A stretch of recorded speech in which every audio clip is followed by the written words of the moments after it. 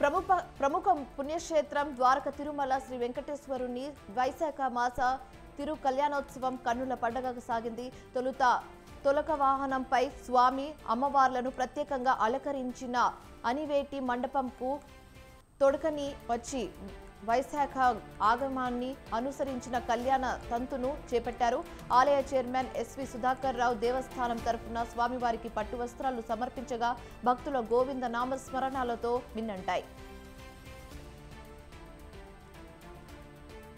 తెలంగాణలో మరో యాదగిరిగుట్టగా ప్రసిద్ధిగాంచిన ములుగు జిల్లా మల్లూరు శ్రీ హేమాచల లక్ష్మీ నరసింహస్వామి కళ్యాణ మహోత్సవాలు వైభవంగా సాగుతున్నాయి. ఈ నెల 23 వరకు జరిగే ఈ ఉత్సవాలకు భారీగా భక్తులు తరలివచ్చారు.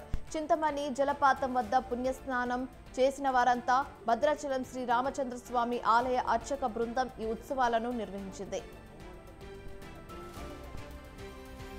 నంద్యాల జిల్లా ఆలగడ్డ పోలీసులు కేంద్ర సాయుధ బలగాలతో కలిసి కవాతు నిర్వహించారు. 4 రోడ్ల జంక్షన్ నుంచి ఆర్టీసీ బస్టాండ్ వరకు ఈ కవాతు జరిగింది. జిల్లా ఎస్పీ రఘువీర్ రెడ్డి మాట్లాడుతూ సార్వత్రిక ఎన్నికల కౌంటింగ్ ను దృష్టిలో ఉంచుకుని ఎటువంటి అల్లర్లు గొడవలు జరగకుండా ప్రజల్లో భరోసా కల్పించేందుకు ఈ కవాతు చేపట్టినట్లు తెలిపారు.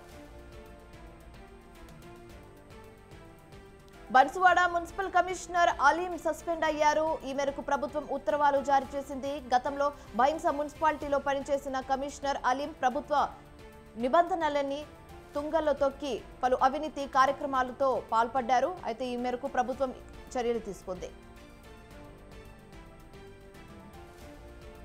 నంద్యాల జిల్లా డోన్పట్నంలో పోలీసులు గార్డెన్ సర్చ్ నిర్వహించారు. చిరుగుమానేపేటలో 2 అనుమానితులు ప్రశ్నించగా చోరీ చేసిన 130 సెల్ ఫోన్లు దొరికాయి. దీంతో పాటు 1,45,000 నగదు లభించింది. పట్టుపట్ట సెల్ ఫోన్ల విలువ 21 లక్ష ఉంటుందన్న పోలీసులు వీరిద్దరిపై కేసు నమోదు చేశారు. బ్రిటన్ సార్వత్రిక ఎన్నికలు జూలై 4వ తేదీన జరగనున్నాయి. ఈ మేరకు ఆ దేశ ప్రధాని రిషి సునాక్ స్పష్టత ఇచ్చారు. దీనికి అనుగుణంగానే త్వరలో పార్లమెంట్ ను రద్దు చేయనున్నట్లు తెలిపారు.